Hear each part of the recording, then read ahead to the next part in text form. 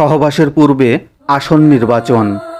স্বামী আনন্দ পাচ্ছে কিন্তু স্ত্রী সুখ বোধ করছে না, অথবা স্ত্রী সন্তুষ্ট কিন্তু স্বামী সুখী নয়।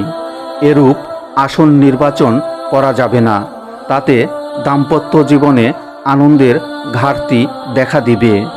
দুজনকেই দুজনের সুখের কথা চিন্তা করতে হবে, তাহলেই সুখী হওয়া যাবে।